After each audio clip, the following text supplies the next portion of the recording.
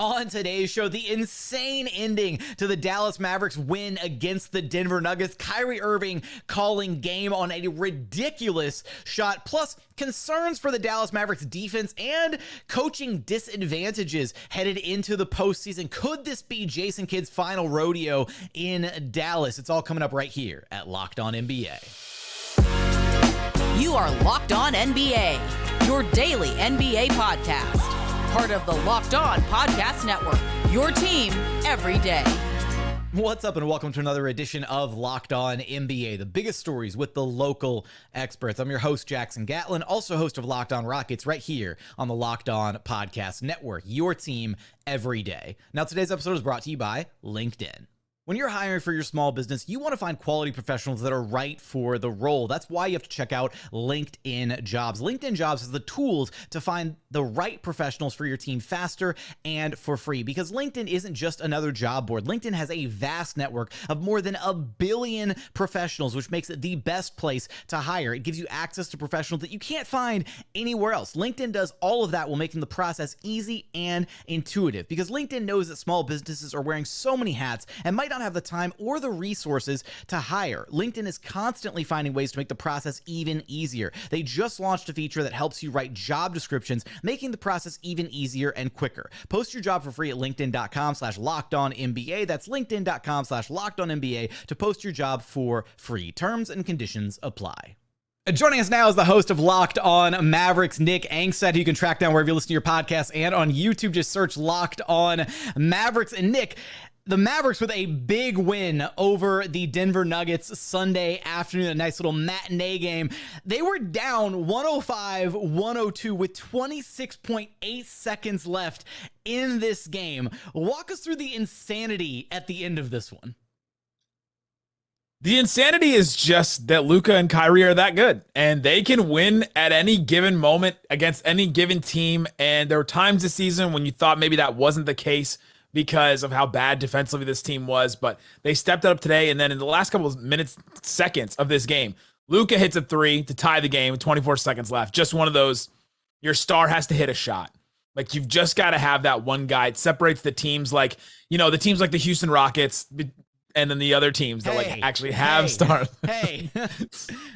or the Nuggets, you know, that have stars like that, like Jamal Murray or Jokic. It just separates those teams and just have that one guy that could just do that and hit that shot, that tough shot, and hit that three. And then Jamal Murray misses a jumper on the other side. The Mavs have 2.8 seconds left.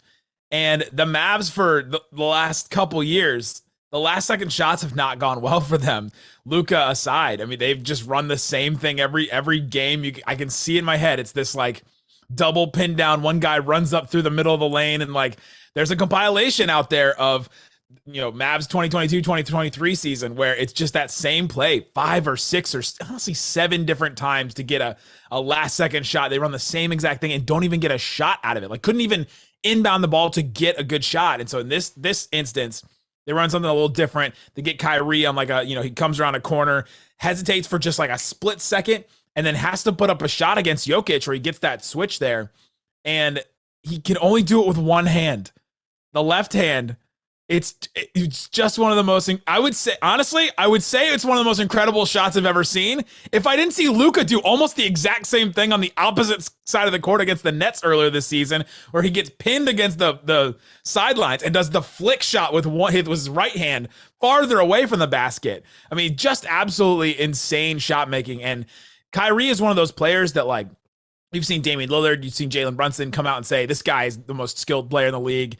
Insane stuff from him. Like, other players in the league are coming out and just, you know, praising him for just how skilled he is as a player. And you see it on a night-to-night basis. Yeah, I almost want to call it like a lefty baby skyhook because of the way, like, it's tough to tell if it was a skyhook or a push shot or a teardrop. Like, it was just whatever it was a prayer. It was answered by the basketball gods. Well, that's a prayer. The Mavericks. He prayed to no one. That's a shot. Honestly, I will go like some people like the Max Strus shot. That was a prayer. 60-foot bomb, right? With a hand in his face. That's a prayer shot. When it's like a shot like that, where like I don't think that Luka is going to miss any like half court shots because he like works on them all the time. I don't think that Kyrie inside the 3-point line is missing any shots with any hand at any point. And like, I think that's just the difference between. All right, I want you to find me video evidence of Kyrie Irving practicing that exact shot at Dallas Mavericks warm-up routines. Okay? Watch him in warm-ups. When warm-ups, he takes all kinds of shots from weird angles and does all kinds of stuff. Like that's the thing that he does. And like,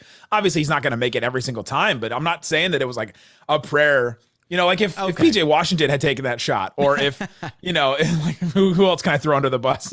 If Lively had taken that shot, or Gafford had taken that shot, yeah. But for Kyrie, I'm not sure I'm calling it a prayer. So okay, fine. I'm gonna hold you to that video evidence. Also, I'm just gonna have to point out, how dare you come at the Rockets when we're talking Rockets in the third segment of today's Locked On NBA? That's so rude of you. Are you talking about where their star is coming from? Hey, we're talking about the fact that they're gonna make the 10th seed in the Western Conference, or they have a chance to, at least. Touche. Hey, there we go. I like a little soundboard action here. Oh my. We're gonna come back with a little back and forth soundboard. All right, look, Mavs are now 19-8 in the clutch this season. You kind of already alluded to this, but that's a win percentage of 70.4, the best record in the clutch this season out of all 30 teams. How have the Mavs been able to be so effective late in games, or is it just as simple as 4 little letters, or in this case, 5 little letters?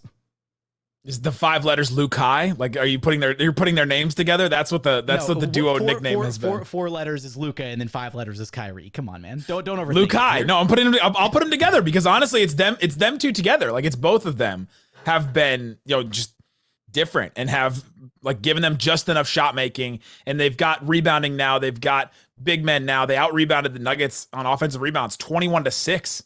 In this game. Like, that's just something this Mavericks team has not done in the past at all. So it's just a completely different kind of Mavericks team. So when you have some of that, some of it's been luck. I mean, they had really bad luck last season with last second shots and, you know, threes getting hit on them and all kinds of stuff. And so, yeah, I think clutch stuff is just, it's Luka and Kyrie giving them just enough at just the right times.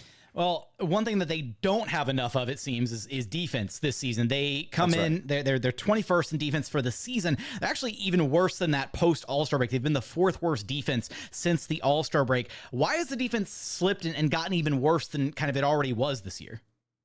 You take a look at this team and how up and down they've been. I mean, there are people that complain about my show and are like, I've never seen a show that's so up and down. You're happy one minute, you're mad the next minute. I mean, look at this team. Look at this Mavericks team where they go 7 wins in a row, and then they go 1-5, and now they're 5-1 again in their last 6. Like, this team has been so up and down, and their defense kind of epitomizes all of that. Is that when they put in the effort, when they put in the intentionality, when they communicate and all that, like they did against the Nuggets, they play an amazing team defense. And like, the Nuggets did not play the greatest in this game. I'm not giving all the credit to the Mavericks, but the Mavericks did play a really good defensive game for themselves.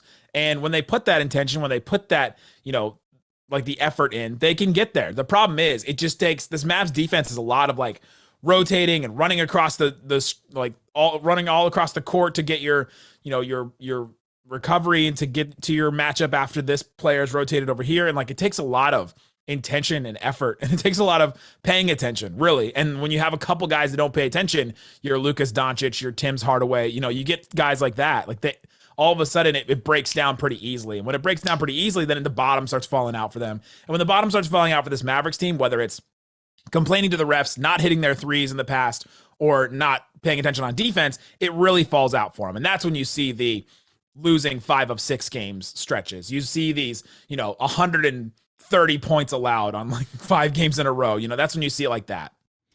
Now, Nick, there's still a lot of jockeying left to do in the Western Conference playoff standings. You've kind of got the Pelicans, Kings, Mavs, and Suns all in the mix for those 5 to 8 spots out in the Western playoff race, only separated by a couple games there. But when you look up and down the playoff standings as it is right now, is there a single coach that you think Jason Kidd actually would have like the upper hand on in a playoff series at this point, or not? Are they playing one-on-one? You know what's rough is even then I don't even know if he would have the upper hand on some of these guys. Oh, anybody except for maybe Willie Green, maybe Ty Lue. See, that's what I'm saying. Now you're having to throw some maybes in there. You have it to. You had to put. He's got Darvin Ham. He's got Steve Kerr one-on-one. But as a coach, like I think that the Mavericks at a certain point, I think that Jason Kidd does not elevate this team very much. I think that Luka and Kyrie are doing a lot. I think that Jason Kidd is pulling the right levers when it comes to generally the lineups and the rotations that he puts out there. Maybe there's a couple Tim Hardaway Jr. minutes here or there I could do without, things like that. But largely I think that he's done the right things. I just don't think that he adds anything to this team coaching wise, mentality wise. I don't think that he elevates the team in that game to game. I'm not sure what any coach, I'm not sure there's many coaches that elevate your team on a game to game basis like this, where if your team is down and all of a sudden, all right, we need this rallying cry speech from this coach. I think there's only a couple coaches in the league that do that, and a couple coaches that like hurt their team. And so I don't think Jason Kidd's in the I hurt my team level of coach. And so if you're looking across the West, and if I actually answer your question eventually, I don't think that he's in that top group of like elevating your team. I think Mike Malone does. Obviously, Mark Daigneault does for the Thunder. Ty Lue obviously does for the Clippers. You start to see those teams. But I don't think he's in the like the Chauncey Billups. There's not many other coaches in the West. Maybe Darvin Ham with the Lakers feel like he holds back the Lakers. I don't think he's on that level yet where he's like actively hurting his team. I just don't think he elevates his team necessarily.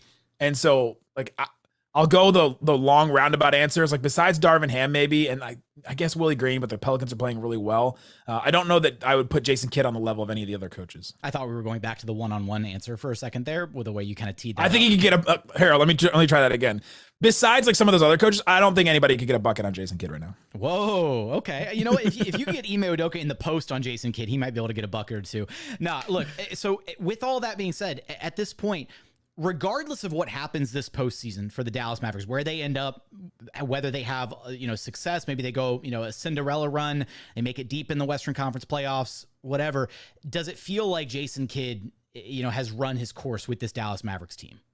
The only way I think he's done, and I think the Mavs move on from him and minority owner Mark Cuban moves on from him, is if they lose in the first play-in game. I think that there's a chance. If they miss the playoffs entirely, I think that they'll move on from him, because you just can't miss the playoffs 2 years in a row with Luka and then Kyrie, as towards the end of last season, but all of this season. I don't think you can miss the playoffs 2 years in a row. I think even if they lose the first play-in game and then win the second one and still make the playoffs as the 8th seed, I think they would still keep him. As long as you make it. If you're just completely out of it, I don't think there's enough excuses that you could pile up to say, all right, we just lost in the play-in. We're not in the postseason anymore. We've made these moves. You've got the roster. You've got Luke. You got 2 stars. They're both healthy right now. If one of them goes down before the end of the season, then your excuse is built in. I'm talking from the team side of it, not what I would do, but what the team would think. I think that they had to have enough excuses at that point. But if you don't make the playoffs at all, I think your excuses have run out.